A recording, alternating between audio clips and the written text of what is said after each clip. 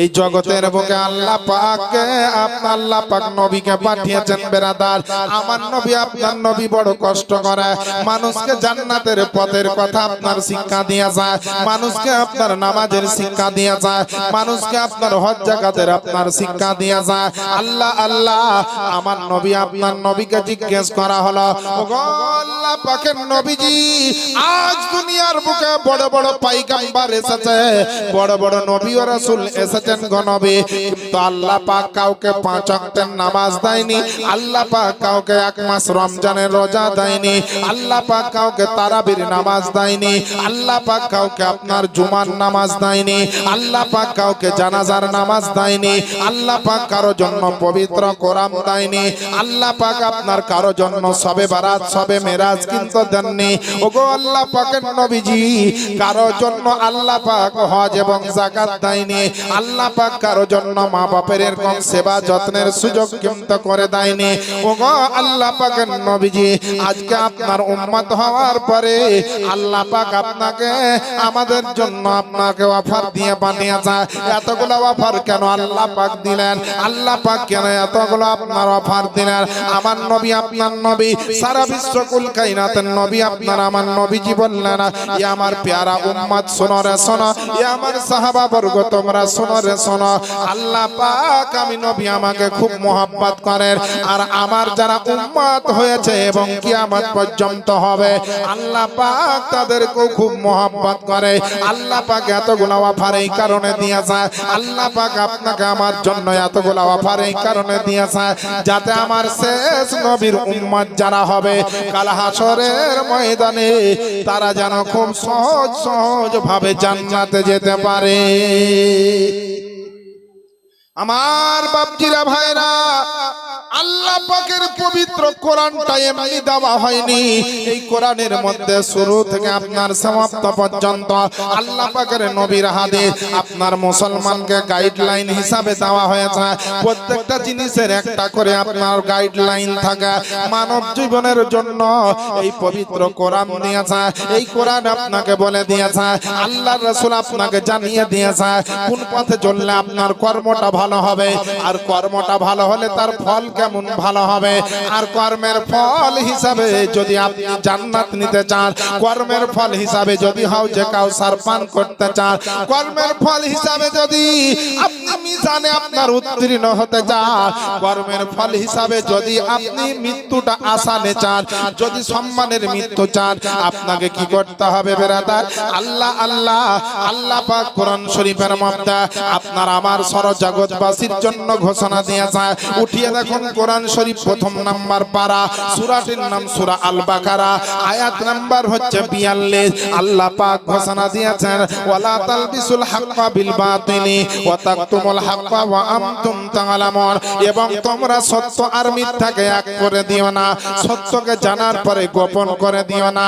আল্লাহ আল্লাহ আল্লাহ বললেন, সত্য আর মিথ্যাকে এক করিও না, হক আর বাতিলকে এক করে দিও না, অন্যায় আর ভালোকে এক করে দিও না, সত্য আর মিথ্যাকে এক করে দিও না। এবার বুকে হাত দিয়ে একবার ভাববেন মুসলমান, আজ মুসলমানের কাছে সত্য আর মিথ্যা বলে কোনোটাই পার্থক্য নাই, অন্যায় আর ভালো বলে কোনো পার্থক্য নাই। আগে একটা মানুষ যদি অন্যায় করত তো লজ্জা পেত, সমাজে আপনার মাথা উঁচু করে চলতে পারত না, আর এখন মুসলমান বড় বড় গুনাহ করে দেয় আর মাথা উঁচু করে চলতে থাকে, মনে হবে যে আপনার বিরাট বড় একটা ওয়ার্ল্ড কাপ জয় করে এসেছে। কথা ঠিক কিনা বলে? আগে মানুষ একটা অন্যায় করলে লজ্জা পেত, আর এখন অন্যায় করছে তো বুক ফুলিয়ে মনে হচ্ছে যে বিশ্বকাপ জয় করে চলে এসেছে। একটা মানুষ যদি আগে সুদ খেত তো ভয় পেত, লজ্জা পেত, লোকে জেনে নিলে কি বলবে।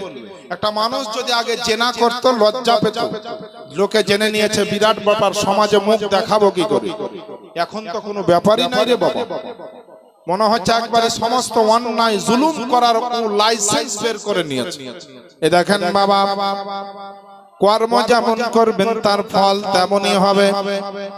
আপনারা এখন ভাবছেন আল্লাহ জীবনে অনেক নামাজ কাজা করে দিয়েছি, অনেক গুনাহ করে দিয়েছি, জুলুম করেছি, মিথ্যা বলেছি, সারা পৃথিবীর জমিনে আল্লাহ পাকের নবীর কাছে একজন ব্যক্তি যাওয়ার পরে বলল, ইয়া রাসূলুল্লাহ, ইয়া হাবিবাল্লাহ, নবী গো, আজকে দুনিয়ার বুকে অনেক অন্যায় অত্যাচার করে ফেলেছে, দুনিয়াতে অনেক গুনাহ করে ফেলেছে। ওগো আল্লাহ পাকের নবীজি, আপনি দয়া করে একটা এমন আমল আমাকে দিয়ে দেন যাতে করে আমি আপনার জীবনটাকে আপনার সাকসেস করতে পারে, আমার জীবনটাকে যেন আপনার ধন্য করতে পারে। আল্লাহ আল্লাহ, আমার নবী কি আমল দিবেন ওই ব্যক্তিকে, কোন আদেশ করবেন বেরাদার? এমন সুমাতে আপনার আমার নবীজি বললেন, বলে বন্ধুরে, জীবনে তো অনেক নামাজ কাজা করেছ, জীবনে তো অনেক মিথ্যা বলেছ, জীবনে তো অনেক সুদের ব্যবসা করেছ, জীবনে তো অনেক জেনায় লিপ্ত হয়েছ, রাত্রে দিনে চুরি চামারি করেছ। আজকে তোমার জন্য একটা আমি ছোট্ট আমল দিচ্ছি, এই আমলটা যদি সঠিকভাবে করতে পারো, আমি আল্লাহ পাকের নবী তোমাকে আমি দায়িত্ব দিয়ে আপনার ঘোষণা দিচ্ছে, আমার আমলখানা যদি করতে পারে যাও, কাল হাসরের ময়দানে আমি তোমাকে না নিয়ে জান্নাতে যাব না। আল্লাহ পাকের নবী আপনার আমার নবী মুস্তাফা বললেন, বলে জীবনে যত নামাজ রোজা যা করবে পরে, কিন্তু সর্বপ্রথম তুমি একটা কাজ করো, আজ থেকে আমার সামনে ওয়াদা করে নাও যে গো আল্লাহ পাকের নবীজি, আপনার সামনে ওয়াদা করে নিলাম, জীবনে যা করেছি করেছি, আজ থেকে জীবনে কখনো মিথ্যা বলবো না। আমার নবী আপনার নবী বললেন, ইয়া রাসূলুল্লাহ, আজকে আমি আজ থেকে মিথ্যা বলবো না। বলে না না, মিথ্যা বলিও না, তবেই তোমার সব ঠিক হয়ে যাবে। সমস্ত সাহাবায়ে কেরামেরা চিন্তা করতে লাগলো, এত বড় গুনাহগারকে আমার নবী একটা ছোট্ট আমল দিলেন, কিন্তু জানে না একটা আমলের ভিতরে কত সুন্দর ফল বের হতে পারে, একটা ছোট্ট কর্মের ভিতরে কত সুন্দর ফল বের হতে পারে, এটা সবাই কিন্তু জানে না রে বাপজিরা ভাই।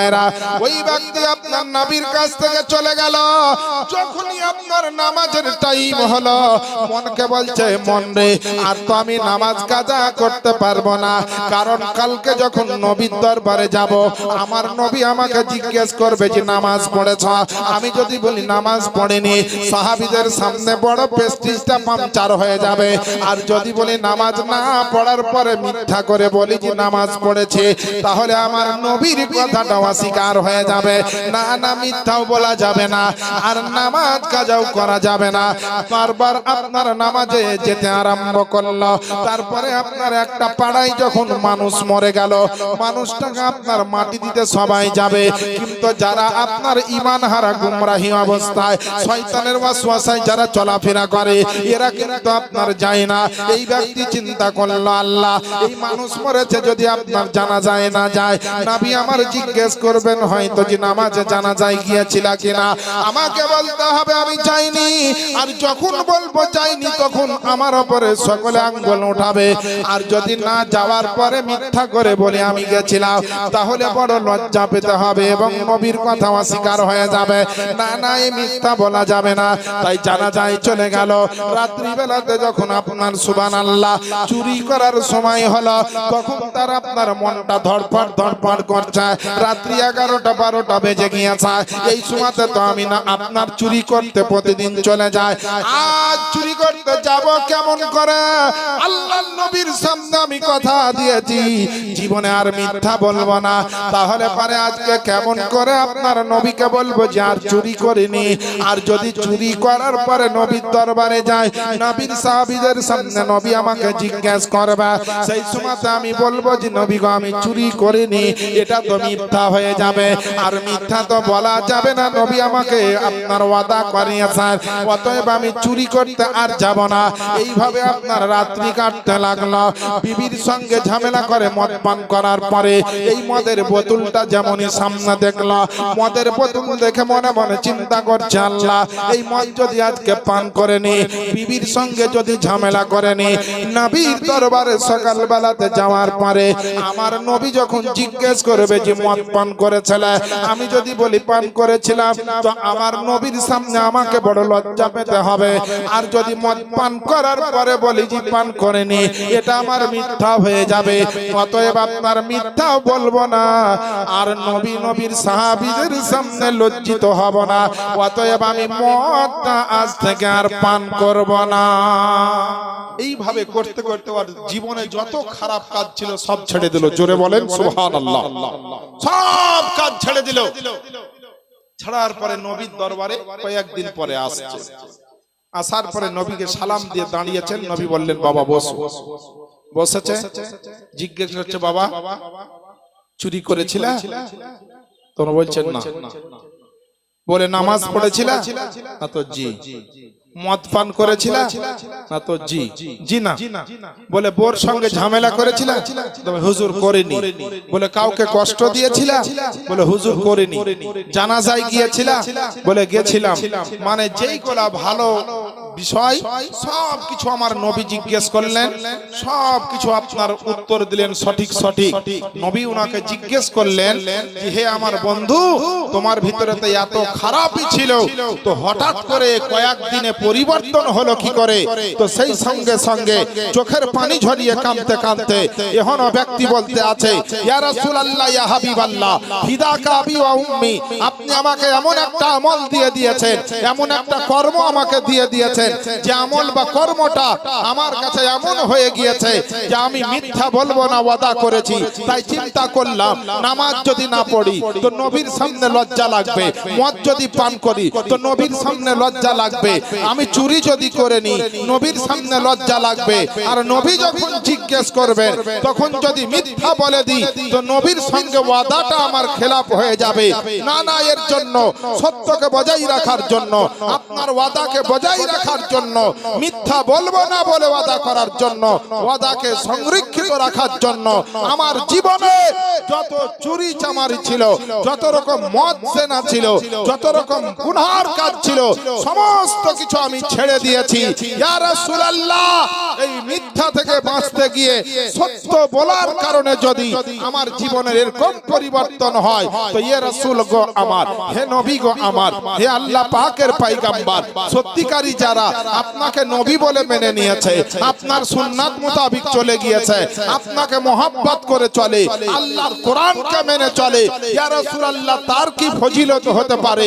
তো আমার নবী মুস্তাফা বলছেন শোনো, যারা আল্লাহর কোরআন মুস্তাফার সুন্নাতকে মেনে চলবে কাল হাসরের ময়দানে তাদেরকে ডেকে ডেকে জান্নাত দেওয়া হবে।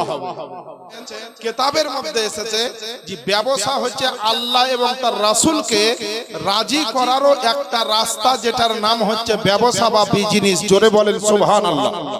আচ্ছা, ব্যবসা বাণিজ্যের মাধ্যম দিয়ে যদি আল্লাহ এবং তার রাসূলকে খুশি করা যায় তো ব্যবসা তো তাহলে মিথ্যা বলা যাবে, ওজনে কম দেওয়া যাবে, কমা মাল দিয়ে ভালো মাল দিলাম বলা যাবে, তারপরে একই দামে এক দামে কিনে বহু রকমটা নতুন খরিদ্দার পেয়ে বিশাল লাভ করে বিশাল ভাবে দাম বাড়িয়ে দিয়ে মানুষের অগোচরে এরকম ধরনের অন্যায় করা যাবে।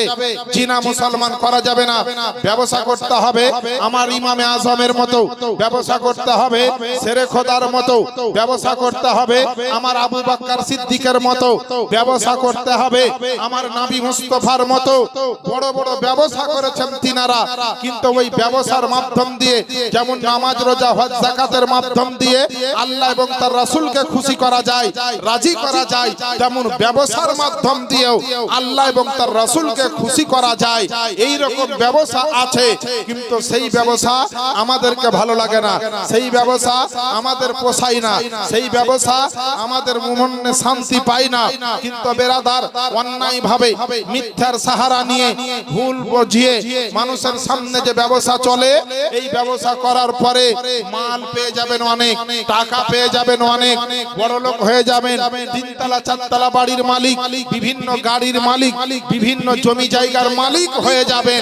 কিন্তু এই জমি জায়গা আপনাকে কবরে শান্তিতে রাখবে না, এই জমি জায়গা মৃত্যু আপনার ভালো দিবে না, এই জমি জায়গা আপনার হাসরে ভালো রাখবে না, এই জমি জায়গা আপনার সুবহানাল্লাহ যে কর্ম করেছেন আপনি হারাম রাস্তাতে, যে কর্ম করেছেন আপনি মিথ্যা সাহারা নিয়ে, যে কর্ম করেছেন আপনি মানুষকে ঠগিয়ে, যে কর্ম করে করেছেন মানুষকে দুঃখ দিয়ে, যে কর্মটা করেছেন আপনি মানুষকে অত্যাচার করে, যে কর্মটা করেছেন মা বাপকে কষ্ট দিয়ে, যে কর্মটা করেছেন পাড়া প্রতিবেশীকে কষ্ট দিয়ে, যে কর্মটা করেছেন গোটা এলাকার মানুষকে কষ্ট দিয়ে, ওই কর্ম চাহে ব্যবসা হোক আর আপনি যে কোনো জমির চাষ হোক আর যে কোনো কারবার হোক, যদি এই কর্মের ভিতরে এই রকমের বিষয় ঢুকে যায় তাহলে এই কর্মের কারণে প্রচন্ড গুনাহ হবে, প্রচুর গুনার পাহাড় জমে যাবে, আর কাল হাসরের ময়দানে ওই গুনার পাহাড় আপনাকে ডুবিয়ে দিবে জাহান্নামের কূপে, জাহান্নামের কূপে ডুবিয়ে দিবে। চলেন ভালো কর্মর কেমন ভালো ফল হয়। যারা নামাজ রোজা করবে, হজ যাকাত করবে, নবীকে ভালোবাসবে, নবীর শরীয়ত মোতাবেক চলবে, যে কোনো কর্ম নবীর সুন্নাত মোতাবেক করবে। যেমন অনেক সময়তে কোরআন পড়লেও গুনাহ হবে, আবার অনেক সময়তে আপনার জমিতে নাঙ্গল বাহালেও নেকি হবে। খুব ভালো করে বুঝেন, দুটো কিন্তু কর্মর কথা বলছি, একটা কোরআন পড়া আর একটা হচ্ছে জমিতে নাঙ্গল বাহা। পাক পবিত্র অবস্থায় যদি আপনি বিসমিল্লাহ বলে নাঙ্গল শুরু করেন, যতক্ষণ নাঙ্গল চলবে আপনার নেকি হতেই থাকবে, আল্লাহর ফেরেশতা নেকি দিতেই থাকবে। আর আপনি নাপাক অবস্থায় বিনা উযুতে বিনা গোসলে যদি আপনি কোরআনকে ধরেলেন আর পড়তে লাগেন, গুনাহ হবে না? হবে না? তাহলে এখানে কি বুঝতে পারলেন? আপনি পাক পবিত্র হননি, তার জন্য এই কোরআন শরীফকে ধরে পড়বেন তো আপনার গুনাহ হবে, কারণ নাপাক অবস্থায় কোরআন শরীফ স্পর্শ করা হারাম। নাপাক অবস্থায় কোরআন শরীফ স্পর্শ করা হারাম, আর আপনি হারাম কাজ করছেন, এর জন্য আপনার গুনাহ হবে। কর্মটা আপনার কি হলো? হারাম। কর্মটা আপনার খারাপ হলো, এর জন্য গুনাহ হবে। আর গুনাহ ছোট হোক আর বড় হোক, এই গুনাহই কিন্তু মানুষের জীবনকে বরবাদ করে দিবে হাসরের ময়দানে। এর জন্য তো আমার রব্বে কায়নাত কোরআন শরীফের মধ্যে ঘোষণা দিয়েছেন। কি ঘোষণা দিয়েছেন? ফা আম্মা মান সাকুলাত মাওয়াজিনুহু ফাহুয়া ফি ঈশাতির রাদিয়া, এবং যাদের পাল্লা ভারী হবে, অতএব যাদের পাল্লা ভারী হবে অর্থাৎ নেকির পাল্লা ভারী হবে, তারা তো তাদের সুখের জীবনে, তারা মনের মতো সুখের জীবনে তারা থাকবে। যাদের নেকির পাল্লা ভারী হবে তারা মনের মতো সুখের জায়গাতে তারা থাকবে, অর্থাৎ জান্নাতে থাকবে। আর তারপরের আয়াতে অর্থাৎ 8 এবং 9 নম্বর আয়াতে আল্লাহ পাক বলছেন, ওয়া আম্মা মান খাফফাত মাওয়াজিনুহু ফা উম্মুহু হাবিয়া, এবং যাদের পাল্লা হালকা হবে, অর্থাৎ নেকির পাল্লা যাদের হালকা হবে তারা তো ধ্বংসের কোলে অবস্থান করবে, মানে জাহান্নামের ভিতরে অবস্থান করবে, আযাবের ভিতরে অবস্থান করবে, কষ্টের জায়গায় অবস্থান করবে, সাজার জায়গাতে অবস্থান করবে। আপনি ভাবছেন আল্লাহ আমাদের কি তাহলে আর মাপ নাই? তো শহরবাসার মানুষকে বলতে চাই, আল্লাহ পাক এমন দয়ালু দাতা, কারো যদি এত গুনাহ খাতা করার পরে, অন্যায় জুলুম করার পরে, ভুল ত্রুটি করার পরে যদি একবার মনে চিন্তা আসে, হে রব্বুল আলামিন আমি অন্যায় ভুল করে দিয়েছি, অনেক কাজ খারাপ করে দিয়েছি, আল্লাহ তোমার সামনে হাসরের ময়দানে কেমন করে দাঁড়াবো? আল্লাহ আমার বিচারটা কত কষ্টের হবে, আমার যা কর্ম করেছি এ কর্মের ফল তো শুধু গুনাহই হবে, আর গুনাহ হলে তো জাহান্নামে চলে যাব। এই বলে যদি কারো দিল কেঁপে যায়, মনটা কেঁপে যায়, দু ফোঁটা চোখের পানি ঝরিয়ে দিতে পারে, আল্লাহর মহব্বতে পড়ে, কবরের ভয়ে পড়ে, নবীর মহব্বতে পড়ে, তো আল্লাহ পাক বলছেন তোর গুনাহ তো মাপ হবে হবে, একটার বদলে তোকে দুটি জান্নাত দেওয়া হবে। যদি কেউ আল্লাহকে ভয় করে নাই, যে আল্লাহর দরবারে কি করে দাঁড়াবো, উঠিয়ে দেখুন বেরাদার, কোরআন শরীফ আপনার 27 নাম্বার পারা, সূরাটির নাম সূরা আর রহমান, তার 76 নাম্বার আয়াতের মধ্যে আল্লাহ পাক আপনার ঘোষণা দিয়েছেন, ওয়ালিমান খাফা মাকামা রাব্বিহি জান্নাতান। আল্লাহ যারা আল্লাহ পাকের দরবারে দণ্ডায়মান হওয়াকে ভয় পায়, আল্লাহ পাক তাদের জন্য রেখেছেন দুটি জান্নাত। আল্লাহ পাক তাদের জন্য রেখেছেন দুটি জান্নাত। এ মুসলমান চিন্তার কোনো কারণ নাই, নবীর যদি প্রেমিক হয়ে যান, নবীর যদি আশিক হয়ে যান, 5 ওয়াক্তের যদি নামাজি হয়ে যান, মিথ্যা বলা যদি বন্ধ করে দেন, সুদের কারবার যদি বন্ধ করে দেন, সমস্ত খারাপি গুনাহকে যদি আপনি ছেড়ে দেন, আপনি ব্যবসা করেন হালাল পথে, আপনি রুজি রোজগার করেন হালাল পথে, নবীর সুন্নাত মোতাবেক আপনি জীবন যাপন করবেন, যত কর্ম করবেন প্রত্যেকটা কর্মের মধ্যে আল্লাহ নেকি দিবেন। আর নেকি যদি আপনার হয়ে যায়, মরণটা হবে বড় সম্মানজনক, দুনিয়া থেকে আপনি যাবেন সম্মানজনক ভাবে, জানাজা হবে সম্মানজনক ভাবে, কবরে আপনাকে দাফন করা হবে তো কবরটা আপনার সুন্দর হয়ে যাবে, হাসরে আপনার যে সুন্দর ব্যবস্থা করা হবে।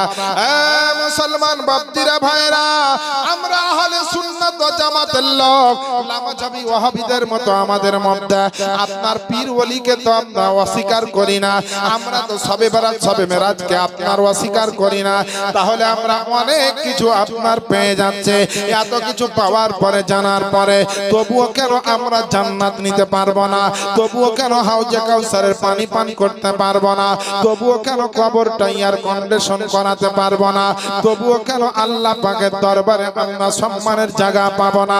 আল্লাহ পাক আমাদেরকে এত কিছু দিয়েছেন বেরাদার, আমাদের নবী জিন্দা নবী। এ মুসলমান বাপজিরা ভাইরা, নবীর প্রশংসা যে যেখান থেকে করে, নবী আমার মদিনা থেকে আপনার শোনে, আল্লাহর প্রশংসা যে যেখান থেকে করে, আল্লাহ তার কুদরতি ক্ষমতাতে সেটা আল্লাহ শ্রবণ করেন এবং দেখেন। এ মুসলমান, জিন্দা নবীর উম্মত জিন্দা হয়ে যান, আপনার শরীর জিন্দা আছে তো ঈমানকে মুর্দা করে দিয়েছেন, ঈমানকে আপনার ঘুমিয়ে দিয়েছেন, ঈমানকে আপনার ঝুলিয়ে দিয়েছেন, ঈমানকে আপনার অচেতন করে দিয়েছেন। নানা মুসলমান বাপজিরা ভাইরা আমার, আল্লাহর দরবারে একটা অ্যাকাউন্ট খুলতে হবে, আল্লাহর উপরে ঈমান রেখে নবীর উপরে মোহাব্বত রাখবেন।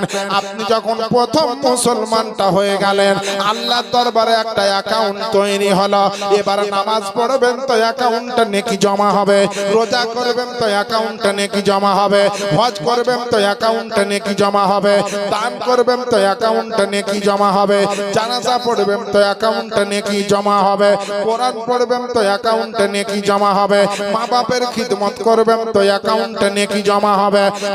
মুসলমান, রমজান মাসে আপনি রোজা রাখবেন তো অ্যাকাউন্টে নেকি জমা হবে, তাহাজ্জুদের নামাজ পড়বেন তো অ্যাকাউন্টে নেকি জমা হবে, আপনার মানুষকে ভালোবাসবেন তো অ্যাকাউন্টে নেকি জমা হবে, সৎকর্ম করবেন তো অ্যাকাউন্টে নেকি জমা হবে, ওসুর দান করবেন তো অ্যাকাউন্টে নেকি জমা হবে, যাকাত প্রদান করবেন তো অ্যাকাউন্টে জমা আপনার নেকি জমা হবে, মানুষকে আপনার বিপদে সাহায্য করবেন, আল্লাহ পাকের আপনার ওই অ্যাকাউন্টে নেকি জমা হবে।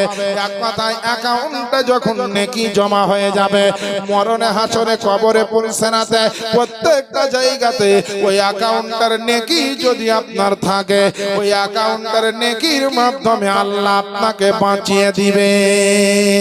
সুবহানাল্লাহ, সুবহানাল্লাহ। আপনি বেঁচে যাবেন।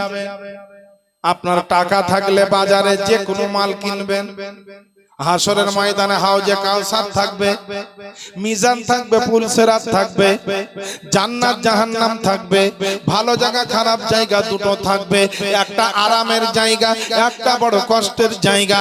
আমাদেরকে কোন কর্ম করতে হবে? নবীর আশিক, নবীর দিওয়ানা এ মুসলমান বেরাদার নেই ইসলাম জালসাতে যারা এসেছে, এই লক্ষ্যটাই মনে হচ্ছে শুধু মুসলমান, আর বাকি যারা ঘুরছে তারা ভাবছে আমরা মনে হয় মুসলমান, এমন পাকা হয়ে গেছে। জালসা শোনার দরকার নাই, মসজিদে যাবার দরকার নাই, আলেমদের কথা শোনার দরকার নাই, আপনার কোন হাদিস ও কোরআনের প্রয়োজন নাই। হাজার হাজার মানুষ আছে, না জানে গোসল করতে, না জানে ওযু করতে, না জানে বাপ মার জানাজা পড়তে, কাফন দিতে, না জানে নিজের বাপ মায়ের কবরটাকে জিয়ারত করতে। আমাদের কর্মগুলো এত খারাপ হয়ে গিয়েছে। মুসলমান, তোমার কর্ম হবে নবীর সুন্নাতের উপরে, মুসলমান তোমার কাজ হবে নবীর সুন্নাতের উপরে, মুসলমান তোমার চলাফেরা হবে নবীর সুন্নাতের উপরে, মুসলমান তোমার ড্রেস পোশাক হবে নবীর সুন্নাতের উপরে। কিন্তু মুসলমানের ড্রেস পোশাক হচ্ছে আপনার বড় বড় আপনার কাফের মুশরিকদের মতো। কাফের মুশরিকদের মতো মুসলমানদের আজ ড্রেস পোশাক হয়ে গিয়েছে।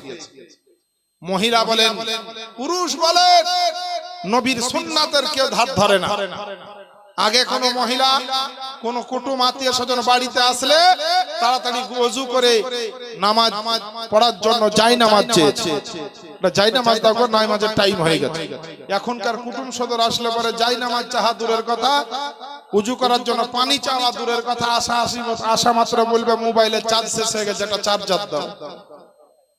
হ্যাঁ, তা ভাই এমন যেমন তেমন চার্জার লাগছে, চ্যাপটাপিনে টাইপ সি চ্যাপটাপিনে চার্জার থাকা তো দাও। হায় হায়, আমরা আল্লাহর ওলিকে মানি, নবীকে মানি, রসুলকে মানি, খোদাকে মানি, কোরআনকে মানি, শবে বরাতকে মানি, আমরা তো বহু কিছুই মানি।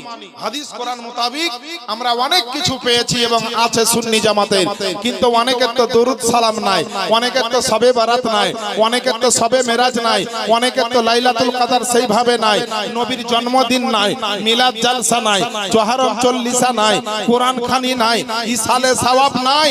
তাহলে তাদের তো কত কষ্ট অসুবিধা হবে, নেকি কামাবার সুযোগ তাদের নাই। কিন্তু সুন্নি জনতা, সুন্নি গ্রামের মানুষ, সুন্নি মুসলমান, আল্লাহর বড় নিয়ামত যে আমাদেরকে আল্লাহ হলে সুন্নাত জামাতের মধ্যে রেখেছেন, তাই তো এতগুলা অফারও আমরা পাচ্ছি। আমরা কোনো ভূতবন্দি দেওবন্দি লামাজাবিদের মধ্যে নাই, আমাদেরকে আল্লাহ অনেক নিয়ামত দিয়েছেন, যে নিয়ামতগুলা তারা পায়নি। এর জন্য তো আমরা মনে করি নবী হচ্ছেন জিন্দা নবী, নবী হচ্ছেন হায়াতুন নবী, নবী হচ্ছেন পয়গম্বরে আযম নবী। তাই যে মানলো না, কে শুনলো না, ও দেখে আমাদের লাভ নাই। আমরা সুন্নি জামাতের মানুষ, আমরা নবীকে সেই মানি। দুনিয়াতে অনেক কিছু মানি, একবার নবীর মহব্বতে বলে দেন না সুবহানাল্লাহ। এত বড় জালসা, এত বড় গ্রাম, এখানে মাদ্রাসা আছে, শহর বাসায় হাজরা মাদ্রাসা আছে, শুনেছি দেখিনি, শুনেছি। এত বড় গ্রাম, মাদ্রাসা আছে, এতগুলো আলেম আছে, আপনাকে কি বলে না? নিশ্চয়ই বলে। কিন্তু আজ মানুষ হয়ে গেছে পথ হারা, দিশাহারা, শয়তানের ওয়াসওয়াসায় পড়ে থাকা মানুষ। কিছু মানুষ আছে এদেরকে আল্লাহ, হ্যাঁ আল্লাহ পাক কিছু মানুষের জন্য এমন অবস্থা করে দিবেন যে আল্লাহ পাক খুব সহজে তাদের জন্য জান্নাতে যাওয়ার ব্যবস্থা করে দিবেন। কিন্তু আপনি আল্লাহর হবেন তবে তো। আবার কিছু মানুষ আছে যে এমন বদমাইশি করবে যে আল্লাহর 24 ঘন্টা তার উপরে লানাত পড়তে থাকবে, আল্লাহর ফেরেশতারা দোয়া এমন কর্ম করেন যে কর্মের ফলটা হবে ভালো। আর ভালো ফল আপেল, বেদানা, কমলা লেবু, কাজু বাদাম, কিশমিশ, কলা, কমলা লেবু, এইগুলা খেতে কত ভালো বলেন তো। তাহলে ভালো গাছ লাগিয়েছে বলে এই ফলগুলা হয়েছে। আর কেউ যদি আপনার কি বলছে ওই নিমের গাছ, বাবলার গাছ, শিশুর গাছ, ফল ওগুলা তো ধরবে, ছোট ছোট বড় বড় মেলা রকমের ফল ধরবে, কিন্তু ওই ফল তো কেউ খাবে না। তাহলে গাছ হিসাবে ফল, ফল হিসাবে স্বাদ। তো আমাদের যদি কর্ম ভালো হয় তো কর্মের ফল ভালো হবে, আর ফল যদি ভালো হয় তাহলে সেই ফলের নামগুলা কি হবে? হাসরের ময়দানে গিয়ে জান্নাত পাবেন। হাসরের ময়দানে কেউ আপনার হাউজে কাউসার পান করবেন, হাউজে কাউসারে আপনার কেউ আপনার পুল সিরাত পার হবেন নিমিষের মধ্যে। কারো ইন্তেকালের পরে কবরে এয়ার কন্ডিশন, জান্নাতের বিছানা, জান্নাতি বাতাস, জান্নাতি খাবার, জান্নাতি আরাম। আর কর্ম যদি ভুল করেন, এত আলেমেরা বলছে, জালসাতে বলছে, মিলাদে বলছে, এই কর্মটা যদি ঠিক না করতে পারেন তা আপনি আল্লাহর দরবারে কি লজ্জায় গিয়ে দাঁড়াবেন যে আমি একজন মুসলমান? কি লজ্জায় বলবেন আমি নবীর উম্মত? কি লজ্জায় বলবেন যে আমি মুসলমানের ঘরের সন্তান, মুসলমান ঘরের বহু বেটি? আমার মায়েরা, বোনেরা, বাপজিরা, ভাইরা, প্রত্যেককে বলছি খুব ভালো করে শোনেন, কারণ আমার নবী, আপনার নবী দুনিয়াতে এত কিছু অবদান করে গিয়েছেন মুসলমানদের জন্য, মানব জাতির জন্য। কিন্তু আজকে আমরা সেইগুলা নিই না, আল্লাহর অফারগুলা গ্রহণ করি না, নবীর অফারগুলা গ্রহণ করি না।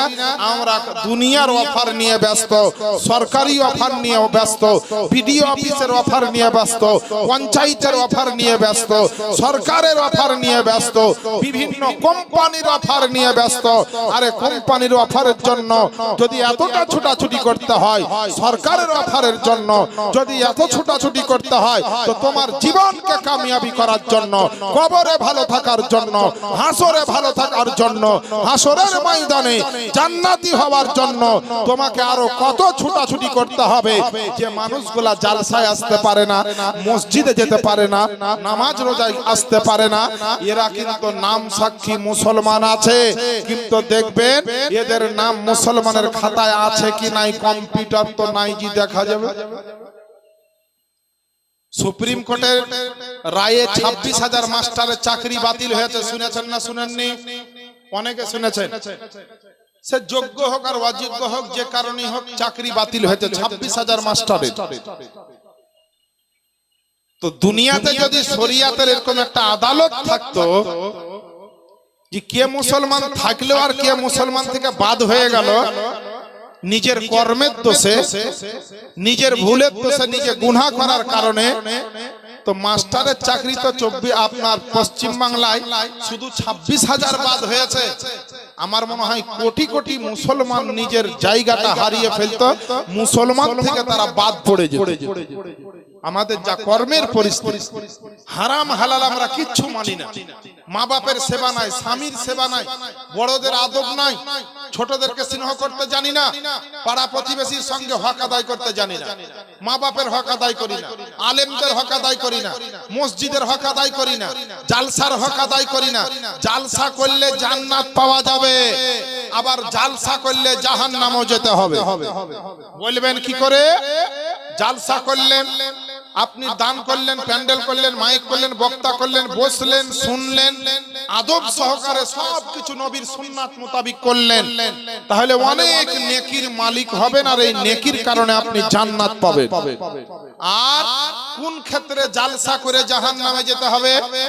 ধরেন জালসা করলেন, ওই মদ পান করি বাজারে ঘুরছেন জালসার দিনেও, তারপরে বিটি ছেলে বেটা ছেলেতে হুড়াহুড়ি করছেন রাস্তাতে, মেলাতে ঠেলা খাচ্ছেন, তারপরে মিথ্যা বলছেন, মা বোনেরা সেজে গুজে একদম বুঝতেছেন হিমানি পাউডার, ফেয়ার লাভলি আর যত রকম ছিল মেখে চুল ছেড়ে একেবারে বুঝতে পারছেন বডি হিলাতে হিলাতে রাস্তা দিয়ে যাচ্ছে। আর আপনার হাঁটন গঠন দেখে জওয়ান ছেলেদের বুক ধড়ধড় করে কেঁপে উঠলো যে আরে বাপরে, বহু টাকার এত সুন্দর রে।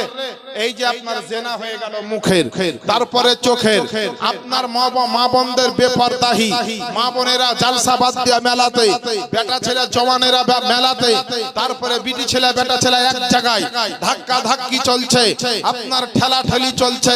এই রকমের যদি নোংরামো চলে, এই রকম যদি গুনাহ চলে, এই রকম যদি আপনার পাপ চলে, এই রকম যদি অন্যায় হয়, তাহলে এই অন্যায়ের কারণে আপনার জালসার মঞ্চ ফাঁকা, জালসার প্যান্ডেল ফাঁকা, আর সব বাজারে গিয়ে হাজার হাজার টাকা দিয়ে আপনার গুনাহ কিনতেছে, হাজার হাজার টাকা দিয়ে ভুল গুনাহ পাপকে কিনে বাড়ি নিয়ে যাচ্ছে।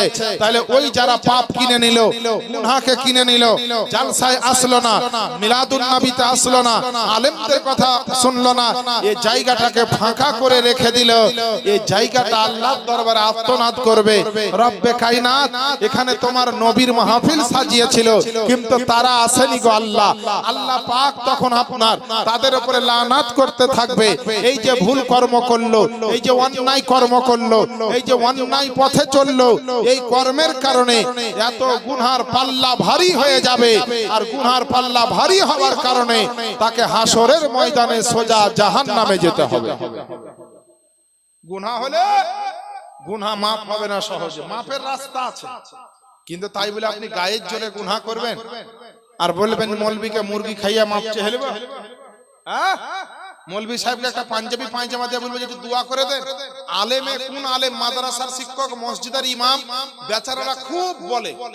আবার কোন কোন জায়গায় আলেমদেরকে বলা হয়েছে যে বেশি ফতোয়া দিবেন না, না তো মুশকিল আছে।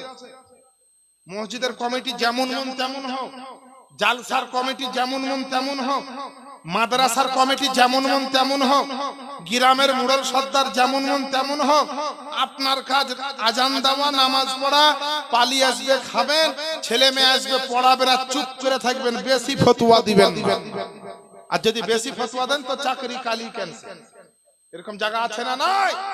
কিন্তু হাক্কানি যদি আলেম হয়, সত্যি যদি নবী প্রেমিক আলেম হয়, ইমানদার আলেম হয়, ও জীবনে কারো কথা শুনবে না, মেম্বারে রাসূলে দাঁড়িয়ে হক কথা বলবে।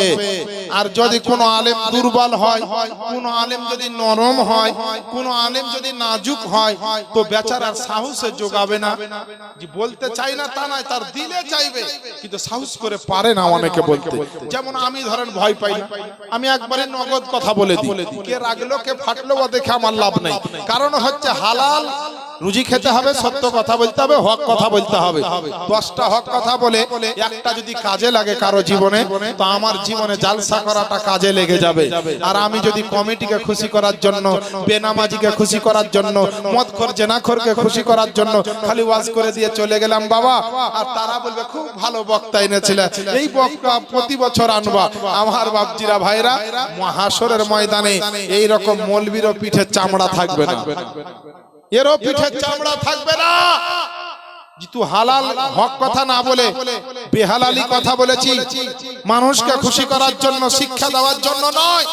এর জন্য বলি বাবা, সবাই আমরা আল্লাহর বান্দা, ভুল ত্রুটি গুনাহ খাতা হবে, অন্যায় ভুল হবে, কিন্তু চেষ্টা করতে হবে না করার, কর্মটা ভালো করতে হবে, ফল ভালো হবে। এবার দুটো ঘটনা বলবো, দিয়ে বক্তব্য আমার টাইম শেষের দিকে চলে যাবে। তখন এক ভালো কর্ম করেছিল একজন সাহাবী, তো তার জীবনে কি ঘটেছিল বলবো, আর খারাপ যদি কেউ কর্ম করে তাহলে তার কি ঘটবে সেটা একটু বলবো, দিয়ে ইনশাআল্লাহ আপনাদেরকে বুঝাবার চেষ্টা করব। আমি ভাবলাম লোকজন আরো কিছু আসবে, তো এখন পর্যন্ত এলো না। আমরা নবীর দিওয়ানা, নবীকে মহব্বত করি, একবার জোরে বলে দেন সুবহানাল্লাহ। আর একটু জোরে বলতে হবে সুবহানাল্লাহ। তুমি মানলে মানো, না মানলে মন মানো না, আশিকেরি আসল জান্নাত সোনার মদিনা, আশিকেরি আসল জান্নাত সোনার মদিনা। আশিক হৃদয়ে যত ইশকেরি জ্বালা, দূর করিতে পারে ওই মদিনাওয়ালা। জোরে বলেন সুবহানাল্লাহ। আশিক হৃদয়ে যত ইশকেরি জ্বালা, দূর করিতে পারে ওই মদিনাওয়ালা। তাই মদিনা মদিনা করে, তাই মদিনা মদিনা করে হয়ে যাও ফানা, আশিকের আসল জান্নাত সোনার মদিনা, আশিকের আসল জান্নাত সোনার মদিনা। এক সময় ছিল মদিনা অলক্ষণের ভূমি, নবীর ছোঁয়ায় হলো আরশের চেয়ে দামি, নবী যে আছেন শুয়ে জান্নাতের টুকরা বলে, নবী যে আছেন শুয়ে জান্নাতের টুকরা বলে, করলেন ঘোষণা আশিকের আসল জান্নাত সোনার মদিনা, আশিকের আসল জান্নাত সোনার মদিনা। বেরাদার, তো আমার আব্বা জানেরা আম্মা জানেরা গো, যারা ভালো লেখাপড়া করে তারা পরীক্ষাতে আপনার ভালো রেজাল্ট করতে পারে। এমনকি আপনার ভালো মাস্টার হতে গেলে ভালো লেখাপড়া করতে হয়, ভালো ইঞ্জিনিয়ার করলে ভালো করে লেখাপড়া করতে হয়, বড় বড় দার্শনিক বৈজ্ঞানিক হতে গেলে ভালো করে লেখাপড়া করতে হয়। এমনি কিন্তু এত সুন্দর জায়গা পায় না। এ মুসলমান, কবর যদি তুমি জান্নাতের বিছানা নিতে চাও, কবরে যদি জান্নাতের বাতাস নিতে চাও, কবরে যদি আপনার জান্নাতি খাবার নিতে চাও, দুনিয়াতে কোরআন ও হাদিস মোতাবেক চলতে হবে। কিভাবে চলবেন এটা আপনার জ্ঞানের মধ্যে থাকতে হবে। এ মুসলমান বাপজিরা ভাইরা, আমার নবীর একজন সাহাবীর একটা ঘটনা শোনেন।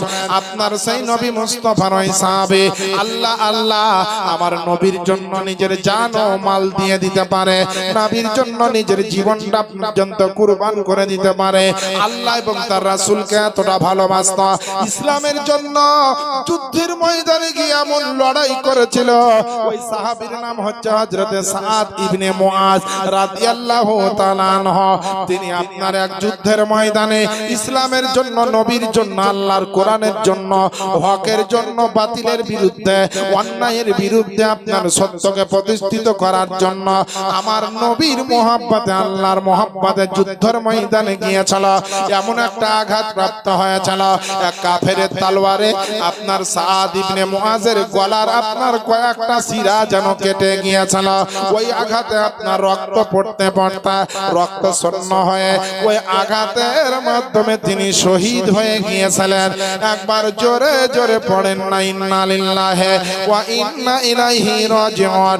তিনি যখন শাহাদাত বরণ করলেন, যখন তিনি আপনার ইন্তেকাল করলেন, আল্লাহ পাকের নবী এবং সাহাবায়ে কিরাম আসতে লাগলেন। আমার নবী, আপনার নবী ওই আপনার সাহাবীর কাছে গেলেন। তো সাহাবীকে দেখার পরে নবী এখন যখন বেরিয়ে আসছে, লম্বা লম্বা করে আমার নবী আপনার কদমগুলোকে ফেলতে আছেন। সাহাবীরা জিজ্ঞেস করেন, ইয়া রাসূলুল্লাহ, এই ঘরের ভিতরে তো কেউ নাই গো নবী, এই ভিতরে খিমার ভিতরে তো কেউ নাই গো নবী, আপনি এইভাবে লম্বা লম্বা করে কেন, কিসের জন্য হাঁটতেছেন? আমার নবী, আপনার নবী জবাবে বলতে লাগলেন, বলে সাহাবায়ে কেরাম শোনো রে শোনো, আমার সাদ ইবনে মুআজ আজকে ইন্তেকাল করেছে। তোমরা কি ভাবছো যে তোমরাই দেখতে এসেছো? শুধু আবু বকর, উমর, উসমান তোমরাই দেখতে এসেছো? না না, তার কর্মটা আল্লাহ পাক এমন পছন্দ করেছে, আল্লাহ পাক তার কর্মকে এমন ভালোবেসেছে, আল্লাহ পাক তার কর্মকে আল্লাহ এত খুশি হয়েছে, আল্লাহ পাক ওই সাহাবীর ইন্তেকালে তার রহমতের অনেক ফেরেশতা পাঠিয়ে দিয়েছেন, যারা আমার সাদ ইবনে মুআজকে দেখার জন্য এসে ভিড় লাগিয়েছে। কেমন কর্মের ফল, সে কেমন কর্ম করেছিল। টাকা পয়সা, জমি জায়গা, ধন দৌলতের চাইতে বেশি মহব্বত আমার নবীকে করেছিল। আল্লাহর জন্য, নবীর জন্য, কোরআনের জন্য, ইসলামের জন্য ময়দানে নেমেছিল। আল্লাহ পাকের নবী, আপনার আমার নবী মুস্তাফা বললেন, এই ব্যক্তির জন্য একটা কবর খনন করো। তো কবর খনন করার জন্য কয়েকজন চলে গেলেন। আপনার যেমন কবরস্থানে মানুষ মারা গেলে আপনাদের গ্রামেও কবরস্থানে মানুষ গিয়ে কবর তৈরি করে, আমার নবীর সাহাবীর জন্য কবর তৈরি করা হলো। নবীর সাহাবীর জন্য যখন কবর রেডি করা হলো, আমার নবীকে এসে খবর দেওয়া হলো। আল্লাহ পাকের নবী তাকে আপনার সুন্দর করে সবাইকে বললেন, তাড়াতাড়ি তাকে জানাজার ময়দানে নিয়ে চলো। কাফন পরিয়ে দিয়ে জানাজার ময়দানে যাওয়া হলো। কাফন পরিয়ে জানাজার ময়দানে হাজির হলো। সমস্ত সাহাবায়ে কেরাম কাতার বেঁধে দাঁড়িয়ে গেল। আমার নবী, আপনার নবী ওই সাহাবীর জানাজাটা পড়াবেন, ওই সাহাবীর জানাজার নামাজ অনুষ্ঠিত হবে। কিন্তু মুসলমান বাপজিরা ভাইরা, আল্লাহ পাকের নবী এত আপনার সাহাবায়ে কেরামেরা প্রস্তুত হয়ে গিয়েছে, সকলে কাতার বেঁধে, সকলে সারিবদ্ধ হয়ে দাঁড়িয়ে গিয়েছে। কিন্তু আমার নবী, আপনার নবী জানাজা আরম্ভ করছেন না। একবার সাহাবায়ে কেরামের দিকে দেখছেন, একবার আসমানের দিকে দেখছেন।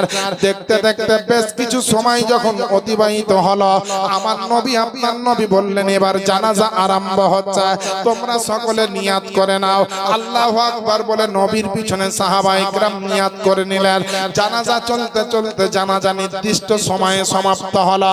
জানাজার পরে আপনার আমার নবীর সাহাবী হযরত সাদ ইবনে মুআজের পবিত্র লাশখানা আপনার কয়েকজন সাহাবী মিলে কবরের দিকে নিয়ে গেলেন। আর এদিকে আপনার কয়েকজন সাহাবী আমার নবীকে জিজ্ঞেস করছেন, ইয়া রাসূলুল্লাহ, অনেক জানাজা পড়েছি গো নবী আমরা, কিন্তু কারো জানাজার জন্য এতক্ষণ অপেক্ষা করতে আপনাকে কোনোদিন দেখিনি। জানাজার সব রেডি হয়ে গিয়েছে, তারপরও কেন এতটা আপনি সময় নিয়ে আপনি অপেক্ষা করছিলেন? কার জন্য অপেক্ষা করছিলেন। তো কিতাবের মধ্যে লিখছে আল্লাহ পাকের নবীজি আপনার আমার নবী মুস্তাফা আওয়াজ দিয়ে বলছেন বলে বন্ধুরে আমার সাদ ইবনে মুআজের জীবনের কর্মটা এত ভালো ছিল, সাদ ইবনে মুআজের জীবনের সমস্ত কাজ আল্লাহ এত পছন্দ করেছেন, সাদ ইবনে মুআজের জীবনটাকে আল্লাহ ধন্য করে দিয়েছেন। আজকে যেমন সেই সাহাবীর জানাজাতে তোমরা এসেছো, আমি নবী মুস্তাফা আকাশের দিকে দেখতে পেলাম আল্লাহ পাকের হাজার হাজার ফেরেশতা আমার সাদ ইবনে মুআজের জানাজা পড়ার জন্য জমিনের দিকে আসতেছিল। এর জন্য আমি তুচ্ছ নবী দাঁড়িয়ে গিয়েছিলাম যে আমার সাহাবীর কত ভাগ্যটা ভালো, আমার সাহাবীর কত কর্মটা ভালো, আমার সাহাবীর কত নসিবটা ভালো যে আজকে মদিনার বুকে সাহাবীর জানাজা হচ্ছে। আর ওই সাহাবীর জানাজার ইমাম আমার নবী আপনার নবী বিশ্ব নবী, যার জানাজার ইমাম হবেন নবী, তার মতো আর ভাগ্যবান আর কে হতে পারে বলেন মুসলমান? নবী বললেন আকাশের দিকে দেখলাম হাজার হাজার আল্লাহর ফেরেশতা আসছেন, আমি নবীজি দাঁড়িয়ে গেলাম। আস্তে আস্তে যখন ফেরেশতা আসা বন্ধ হলো তখন নবী আমি জানাজাটা পড়িয়ে দিলাম। আমার নবী আপনার নবী নবী মুস্তাফা বলেন সাদ ইবনে মুআজের জানাজাতে একটা নয় দুইটা নয় 100 200 1000 2000 নয় ৭৭,০০০ নূরের ফেরেশতা আমার সাহাবীর জানাজাতে এসে অংশগ্রহণ করেছে। একবার নবীর মহব্বতে কি বলা যাবে না সুবহানাল্লাহ? এ মুসলমান বাপজিরা ভাইরা আপনার আমার এলাকাতে কত মাস্টার মারা গেল, কত ডাক্তার মারা গেল, কত প্রফেসর ইঞ্জিনিয়ার মারা গেল, কত নামাজি বেনামাজি মারা গেল, কত হাজি গাজী আপনার আলেম ওলামা মারা গেল, কত রকমের মানুষ আপনার মারা গেল। কেউ আপনার বুকে হাত দিয়ে বলতে পারবেন না যে আমার গ্রামে ভালো একটা লোক অমুক মারা গেছিল, তার জানাজাতে 500 জন কিংবা 100 জন আল্লাহর ফেরেশতা জানাজা পড়েছিল। এই খবর কিন্তু আপনি দিতে পারবেন না, কারণ আমরা ওই খুশনসিব হতে পারিনি, আমাদের সেই কর্ম সামন করতে পারেনি। আরে সাদ ইবনে মুআজ তো একজন ব্যক্তি ছিলেন, তিনিও তো একজন মানুষ ছিলেন, তিনিও তো একজন মানব জীবনের মানুষ ছিলেন। এ মুসলমান বাপজিরা ভাইরা তারও বিবি বাচ্চা ছিল, তারও মা বাপ ছিল, কিন্তু বেরাদার তারা আপনার নিজের জীবনে জানতো যে যদি আপনার জান্নাত পাওয়া যায় আল্লাহ পাকের নবীর মহব্বত করতে হবে, যদি জান্নাত নিতে হয় তো হারাম হালাল আমাকে মেনে চলতে হবে।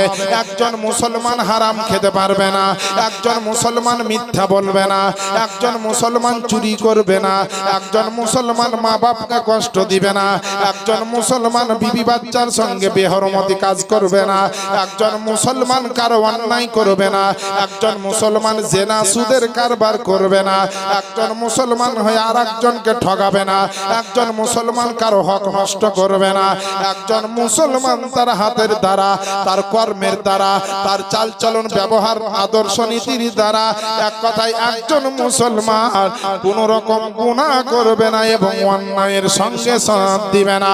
এক কথায় একজন মুসলমানের হাত কর্মের মাধ্যম দিয়ে কোন রকম কেউ যেন দুঃখ না পায়, তবেই হবেন আপনি জান্নাতি। নবীর সাহাবী এমন কর্ম করেছে, কি এমন ভালো কর্ম করেছে ভাবেন, কি ভালো কর্ম করেছে, তার জানাজাতে ৭৭,০০০ নূরের ফেরেশতা আসছে।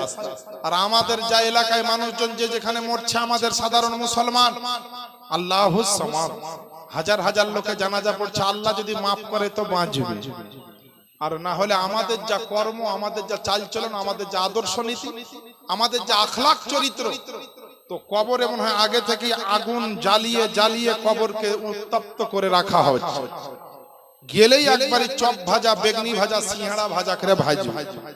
আমাদের যা কর্ম, আমাদের যা চালচলন। আল্লাহর নবী বলেন সাদ ইবনে মুআজের লাশকে কবরে নামা হলো, তারপরে এবার কবরে মাটি দিচ্ছে, প্রত্যেকটা সাহাবী হাতে করে মাটি উঠিয়েছে, তো কবরে আর দিচ্ছে না, হাতে ধরেই বসে আছে। নবী বলছেন তোমরা কি করছো, কবরে মাটি দাও। তো বলছে ইয়া রাসূলুল্লাহ, এই মাটির ভিতর থেকে মুশকে আম্বারের খুশবু উঠছে, মনে হচ্ছে এই মাটিটা কবরে দিই না, হাতে ধরেই থাকি আর খুশবুটা নিতেই থাকি। চিন্তা করেছে এমন খুশবু উঠছে কবরের মাটি থেকে। তাহলে কেমন কর্ম করেছিল? তার মেন কর্ম ছিল আল্লাহ এবং তার রাসূলকে ভালোবাসা। নামাজ, রোজা, হজ, যাকাত এইগুলা হচ্ছে ঈমানের শাখা প্রশাখা। গাছ আলাদা, গাছের ডালপালা আলাদা। তো ঈমানের গাছ হচ্ছে আলাদা আর ঈমানের ডালপালা হচ্ছে আলাদা। অনেক মুসলমান আবার এরকম আছে, টেড়া বাঁকা করে 2-4 ওয়াক্ত নামাজ পড়ে, তো ইয়াবা মৌলভী মুফতি মুহাদ্দিসের চাইতেও বড় বাড়িয়া হয়ে গিয়েছে। একে মিলাদ জালসা ভালো লাগে না, মসজিদ মাদ্রাসায় গিয়ে আপনার বসতে উঠতে আলেমদের কাছে ভালো লাগে না। তারপরে ও শুধুমাত্র টেড়া বাঁকা করে নামাজটা পড়তে শিখেছে। তাও দেখেন নামাজের ফরজ ওয়াজিব জানে না, নামাজের তাদিলে আরকান জানে না, নামাজের আমালে কালিল আমালে কাসির জানে না, নামাজ কি করলে মাকরুহ হয়, কি করলে ভঙ্গ হয়, সব কিছুই জানে না।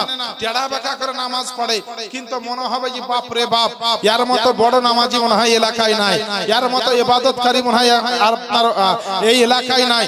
আল্লাহ পাকের পবিত্র কোরআন বলে, আপনার আল্লাহর পবিত্র কোরআন শরীফের মধ্যে আছে যে ওয়াকিমুস সালাতা ওয়া আতুজ যাকাত ওয়ারকাউ মা'আর রাকিঈন, তোমরা নামাজ কায়েম রাখো এবং যাকাত প্রদান করো এবং রুকুকারীদের সঙ্গে রুকু করো। বিরাদরানে ইসলাম, নামাজ পড়তে বলা হলো, নামাজ কায়েম করতে বলা হলো। নামাজি যদি আপনাকে হতে হয়, নামাজ যদি পড়তে হয়, নামাজের শুরু থেকে শেষ পর্যন্ত সমস্ত মাসলা মাসাইল জানতে হবে। নামাজের যদি একটা ছোট কাপে বড় কাপ হয়ে যায়, নামাজ কিন্তু হবে না। জয়ের জায়গায় জাল যদি হয়ে যায়, জালের জায়গায় যদি জিম হয়ে যায়, তো নামাজ কিন্তু হবে না। নামাজের বহু মশলা আছে। পৃথিবীর বুকে যত মশলা মাসাইল আছে, তার মধ্যে দুটো বিষয়ের মশলা মাসাইল খুব জটিল এবং কঠিন। এক নাম্বার হচ্ছে নামাজের মশলা মাসাইল, আর দ্বিতীয় নাম্বার হচ্ছে তালাকের মশলা মাসাইল। জোরে বলেন সুবহানাল্লাহ। এই দুটা বিষয়ের মশলা মাসাইল খুব কঠিন আর জটিল। বাপ, আমি জানি আপনাদের বাগড়ি এলাকায় নামাজি বেশি, মসজিদ বেশি, দান বেশি, মাদ্রাসা বেশি, ধর্মের প্রতি মোহাব্বত বেশি এই এলাকায়। তো কিছু এলাকা আছে জালসাতে খালি বিরিয়ানি লিয়ে মারপিট, খিচুড়ি লিয়ে হুড়াহুড়ি, খিচুড়ি শেষ জালসা শেষ, বিরিয়ানি শেষ জালসা শেষ। আমি তো আপনার বাগড়ি এলাকা, আপনাদের যতগুলা বাগড়ি এলাকা আছে পশ্চিম বাংলায়, প্রত্যেকটা বাগড়ি এলাকার খুব সুনাম করি। না, বাগড়ি এলাকায় যেভাবে মানুষ দান করে, যেভাবে মাদ্রাসা মসজিদকে এবং নামাজ রোজাকে ধর্মকে ভালোবাসে, কিছু এলাকা আছে, রাড এলাকার কিছু এলাকা আছে, সব জায়গা না, কিছু এলাকা আছে, ওসব এলাকায় গিয়ে দেখেছি নামাজিও কম, দানও কম, মসজিদও কম, আল্লাহ রাসূলের প্রতি ভালোবাসা মহব্বত খুব কম। এরা কি জানি কি বুঝে। আবার অনেক জায়গায় গিয়ে দেখা যায় যে গোটা গ্রামের মানুষই আপনার আল্লাহ রাসূলের জন্য পাগল। কোন জায়গায় কিছু লোক আছে, বেশিরভাগ আপনার দুনিয়া নিয়ে পাগল। আমার বাপজিরা ভাইরা, বলার উদ্দেশ্য হচ্ছে এই, কোরআন শরীফের মধ্যে আছে লাতারা উন্নাল জাহিম, অর্থাৎ নিশ্চয় নিশ্চয় তারা জাহান্নাম দেখবে। তারা কারা? নামাজ পেয়েছে, রোজা পেয়েছে, হজ পেয়েছে, যাকাত পেয়েছে, কিন্তু সবই ছেড়ে দিয়েছে। আল্লাহ পেয়েছে, রাসূল পেয়েছে, সব ছেড়ে দিয়েছে। হারাম হালাল পেয়েছে, মানেনি। মৌলবীর কথা মানেনি, কোরআনের কথা মানেনি, হাদিসের কথা মানেনি, আলেমদের কথা মানেনি, বক্তার কথা মানেনি, মসজিদে যায়নি, ঈদগাহে যায়নি, জানাজায় যায়নি, রমজানে রোজা নাই, রমজানে তারাবি নাই, হারাম হালালের বিচার নাই, তারপরে অন্যায় অত্যাচার জুলুম আফতার চলতেছে। এই সমস্ত মানুষ জাহান্নাম দেখবেই দেখবে। আল্লাহ রাসূলের শানে বেয়াদবি করেছে, জাহান্নাম দেখবে। আমার বাপজিরা ভাইরা, আপনাদেরকে বলি, কর্মটা ভালো করেন, ব্যবসা করেন, হালাল রাস্তায় যা কিছু করবেন শরীয়ত মোতাবেক করবেন। যদি বুঝতে না পারেন, আপনাদের এখানে বড় বড় হুজুরগণ আছেন, বিশেষ করে মাওলানা মুফতি আমির হামজা সাহেব কিবলা আছেন, যোগাযোগ করে বলবেন আমি এই রকম একটা ব্যবসা করছি, এটা কেমন হচ্ছে বলেন, বা ভুল হলে একটু বুঝিয়ে দেন, আমি অমুক কাজ করব। আপনার এক কথায় আলেমদের যুক্তি নেন, আলেমদের সাহায্য নেন, আলেমদের কাছে আপনি জ্ঞান অর্জন করেন। আর নিজে যদি আপনি আলেম তৈরি হয়েছেন, হাফেজ হয়েছেন, মাওলানা হয়েছেন, আলহামদুলিল্লাহ সুম্মা আলহামদুলিল্লাহ, যে শিক্ষাটা করা ফরজ, ওই শিক্ষাটা আপনাকে নিতে হবে। কারণ এই শিক্ষার অভাবে যদি আপনার অন্যায় হয়, ভুল কর্ম হয়, এর জন্য বিরাট বড় গুনাহ হবে। আমার বাপজিরা ভাইরা, কবরে জিজ্ঞেস করা হবে না মাস্টার হয়েছিল, ডাক্তার হয়েছিল, ইঞ্জিনিয়ার, বৈজ্ঞানিক হয়েছিল কিনা, এ জিজ্ঞেস করা হবে না, কিন্তু কবরে জিজ্ঞেস করা হবে ফরজ শিক্ষা গ্রহণ করেছিলা, হারাম হালালের শিক্ষা নিয়েছিলা, মা বাপের সেবার শিক্ষা নিয়েছিলা, নামাজ রোজার শিক্ষা নিয়েছিলা, ওযু গোসলের শিক্ষা নিয়েছিলা। অর্থাৎ যে শিক্ষার কথা আমার নবী মুস্তাফা বলেছেন, যে শিক্ষা মানুষের জীবনে প্রয়োজন একেবারে শুরু থেকে শেষ পর্যন্ত ওই শিক্ষার কথা বলেছে। শুধু কোরআন পড়ার নাম ইলম শিক্ষা নয়, শুধু আপনার নামাজ শিখে নিলেন এটাই ইলম শিক্ষা নয়। ইলম আল্লাহ রাসূল যে ইলমের কথা বলেছেন, ওই ইলমের অর্থ হচ্ছে একজন মানুষের জীবনে শুরু থেকে মরা পর্যন্ত যা প্রয়োজন হবে সমস্ত রকমের জ্ঞান এবং শিক্ষা ওর ভিতরে থাকবে। ওই শিক্ষাটার নাম হচ্ছে আল্লাহ রাসূলের দেওয়া ইলম শিক্ষা। ইলম বা শিক্ষা জ্ঞান, ওই জ্ঞান অর্জন করতে হবে। নবীর সাহাবীর কবর থেকে মাটি থেকে খুশবু উঠছে। কেমন কর্ম করেছিল, সারা জিন্দেগি সবকিছু কুরবান করে দিয়েছিল আল্লাহ এবং তার রাসূলের জন্য, এমনকি নিজের জীবনটা পর্যন্ত আল্লাহর রাস্তায় সে কুরবান করে দিয়েছে। তার কবর থেকে আপনার জান্নাতের খুশবু উঠছে, মুশকে আম্বারের খুশবু উঠছে। আমার রাসূল আকরাম নূরে মুজাসসাম বলছেন, সাহাবী আল্লাহ তার কর্মতে, তার ধর্মতে, তার চলাফেরাতে, তার প্রত্যেকটা জিনিসের উপরে আল্লাহ খুশি। আর আল্লাহ খুশি হয়েছেন বলে আজকে আল্লাহ তার জানাজায় ফেরেশতা পাঠিয়ে দিয়েছে। তারপরে কবর থেকে এরকম মুশকে আম্বারের খুশবু উঠছে। আমার বাপজিরা ভাইরা, আপনারা আমরা ভাবছি আমরা খুব ভালো খাচ্ছি, কোনো খাবারের অভাব নাই, জামা কাপড়ের অভাব নাই, কিছুরই অভাব নাই। আল্লাহর কোরআন ভবিষ্যৎবাণী শুনিয়ে রেখেছে। আল্লাহ আজ থেকে 1400 বছর আগে জানিয়ে রেখেছেন যে মানুষ কিভাবে চলবে, কিভাবে কি করবে, কি অবস্থায় থাকবে, সব কিন্তু বাবা কোরআনে আছে। আমার হাতের দিকে তাকান, এটা একটা বড় মোবাইল, এতে প্রায় 2500-এর উপর কিতাব লোড করা আছে। এখন ডিজিটাল যুগ, তো কিতাবপত্র আর মাথায় করে বইতে হয় না, একটা এরকম ট্যাব নিয়ে চলে গেলেই বিশাল কিছু ব্যাপার, বুঝতে পারলেন? আপনাদেরকে দু চারটা আয়াতের একটু তরজমা কানজুল ইমান থেকে আমি শোনাতে চাই যে আল্লাহ কি বলে রেখেছে। দেখেন আল্লাহ পাক কোরআন শরীফের 30 নম্বর পারা সূরা আল আসর এর মধ্যে বলেছেন, ইন্নাল ইনসানা লাফি খুসর। এর অর্থ হচ্ছে নিশ্চয় মানুষ অবশ্যই ক্ষতির মধ্যে রয়েছে। মানুষ অবশ্যই তারা ক্ষতির মধ্যে রয়েছে। এবার বুকে হাত দিয়ে হাদিস ও কোরআনের আলোতে আপনি বিচার করেন যে আমরা যেভাবে যা যা করছি, যে যেখানে সত্যি ভালো রাস্তায় আছি না খারাপ রাস্তায় আছি, আপনার বিবেক বলে দেবে। পৃথিবীর আদালতে টাকা পয়সা দিয়ে ন্যায়কে অন্যায়, অন্যায়কে ন্যায় প্রমাণ করা যায়, কিন্তু এই যে নিজের দিলের কোর্ট আছে, নিজের বুদ্ধির ফ্যাক্টরি পার্লামেন্ট হাউস, রাত্রি বেলায় শুয়ে আপনার মনকে জিজ্ঞেস করবেন যে মন রে, আমি তো টাকার জোরে কেস জিতে গেলাম, কিন্তু কাজটা আমি অন্যায় করেছি, আপনার দিল কিন্তু বলে দেবে। আমার বাপজিরা ভাইরা, কিন্তু যারা আল্লাহ এবং তার রাসূলের কথা মোতাবেক কাজ করবে, ইল্লাল্লাযিনা আমানু ওয়া আমিলুস সালিহাতি ওয়া তাওয়াসাউ বিল হক ওয়া তাওয়াসাউ বিস সাবর। কোরআন শরীফের মধ্যে আল্লাহ বলেছেন, নিশ্চয় যারা ঈমান এনেছে এবং সৎ কাজ করেছে এবং একে অপরকে সত্যর জন্য জোর দিয়েছেন, সত্য কাজের জন্য জোর দিয়েছেন এবং অপরকে ধৈর্য ধারণের জন্য তাগিদ করেছেন। বিপদে আপদে অস্থির হয়ে না, ধৈর্য ধরো, ভালো কাজের জন্য চলো। এই রকম যারা কাজ করেছে তাদের জন্য ভালো উপহার আছে, ইনাম আছে, পুরস্কার আছে। আর ওই ইনাম, উপহার, পারিশ্রমিক হিসাবে যেটা আল্লাহ দিবেন সেটার নামই হচ্ছে পবিত্র জান্নাত। জোরে বলেন সুবহানাল্লাহ। আজ ব্রাদার, প্রথম থেকে আমি বারবার বলছি আপনাদেরকে, যত গুনাহ হবে, গুনার কারণে আপনার জাহান্নামে যেতে হবে। কোরআন শরীফের আরেকটা সূরা, সূরা আল কারিয়া, এই সূরা কারিয়ার আপনার কি বলা আছে 7 এবং 8 নম্বর আয়াতে আল্লাহ বলেছেন, ফামাইয়া আমাল মিসকালা যাররাতিন শাররা খায়রাই ইয়ারা ওয়া মাইয়া আমাল মিসকালা যাররাতিন শাররাই ইয়ারা। এই আয়াতের অর্থ হচ্ছে যে সুতরাং যে অনুপরিমাণ যে গুনাহ ভালো কাজ করবে সেটা সে দেখতে পাবে।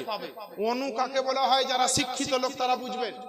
অনু এমন একটা বস্তু খালি চোখে দেখা যাবে না, বিজ্ঞানের ভাষায় যেটাকে অণু বলা হয়, সেটা একটা ছোট্ট বালির কণাকে কয়েক হাজার ভাগে, শতাধিক ভাগে ভাগ করে, ওটা খালি চোখে দেখা যাবে না, দূরবীন হ্যাঁ ওই অণুবীক্ষণ যন্ত্রের সাহায্যে দেখা যায় এমন একটা ছোট্ট জিনিস যা খালি চোখে কেউ দেখতে পাবে না, তার নাম হচ্ছে অণু।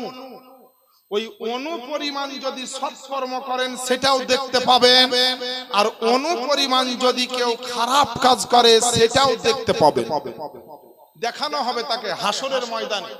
এই যে দুই কাঁধে ফারিস্তা বসে আছে, কেরামান কাতেবিন, এদের কাজ কি হয়েছে? একজনের নেকি লেখা আর একজনের গুনাহ লেখা। আপনি ভালো কর্ম করবেন, একজন লিখবে, একজন আপনি গুনার কাজ করবেন আর একজন লিখবে। হাসরের ময়দানে যদি আপনি মরার আগে পর্যন্ত আল্লাহকে খুশি করতে না পারেন, নামাজ রোজা পাওয়ার পরে জিন্দেগিটাকে সাকসেস করতে না পারেন, এমন কিছু কর্মের দ্বারা আল্লাহ এবং তার রাসূলকে যদি খুশি আনন্দ করে নিতে না পারেন, তো এই জিন্দেগিটা আপনি, এই জিন্দেগিটা আপনার বেকার, জীবনে আসাটা পৃথিবীতে বেকার, দুনিয়াতে সংসার করলেন বেকার, সব কিছু বেকার হয়ে যাবে। কিছু মানুষ আছে হাসরের ময়দানে নেকি নিয়ে যাবে, কিন্তু মানুষকে দুনিয়াতে ঠগিয়ে গেছে, মিথ্যা বলে গেছে, অন্যায় করে গেছে, জুলুম করে গেছে, হক মেরে নিয়ে গেছে। এই রকম কিছু মানুষ হাসরের ময়দানে উপস্থিত হবে নেকি নিয়ে। যখন নেকি নিয়ে হাসরের ময়দানে উপস্থিত হবে, তখন আল্লাহ পাকের দরবারে যাদেরকে আপনি কষ্ট দিয়ে গেছিলেন, যাদের দ্বারা অন্যায় করেছিলেন, ওই লোকগুলা গিয়ে আল্লাহর দরবারে গিয়ে বলবে, আল্লাহ আমি টাকা পেতাম দেয়নি, আল্লাহ আমাকে কষ্ট দিয়েছে। কে বলবে আমাকে মেরেছে, কে বলবে আমার জমি নিয়ে নিয়েছে, কে বলবে আমার কোন বস্তু নিয়ে নিয়েছে, কে বলবে আমার বাড়ির পাশে ছিল অন্যায় করে অত্যাচার করেছে। তখন সেই সমস্ত ব্যক্তিকে ওই ব্যক্তির নেকি থেকে কেটে কেটে দিতে দিতে দিতে নেকি নিয়ে গেছে, সেই নেকি আর হাসরের মাঠে সব শেষ হয়ে যাবে। যারা আদায়কারী, যারা পাওয়া ব্যক্তি, অত্যাচারী জুলুমি ব্যক্তি, তারা সব নিয়ে নিবে। নারায়ে তাকবীর, আল্লাহু আকবার, নারায়ে রিসালাত, মাসলাকে আলা হযরত জিন্দাবাদ, জনাব হযরতুল আল্লাহ মাওলানা মুফতি নাঈমউদ্দিন রিজভী সাহেব। নারায়ে তাকবীর, নারায়ে রিসালাত, দ্বীন ইসলাম। সকলে উঠে দাঁড়ান, সামনে দিকে এগিয়ে চলে আসেন। হুজুর আসছেন মুনাজির আহলে সুন্নাত মুফতি নাঈমউদ্দিন রিজভী সাহেব। নারায়ে তাকবীর, আল্লাহু আকবার, নারায়ে রিসালাত, ইয়া রাসূলুল্লাহ, দ্বীন ইসলাম।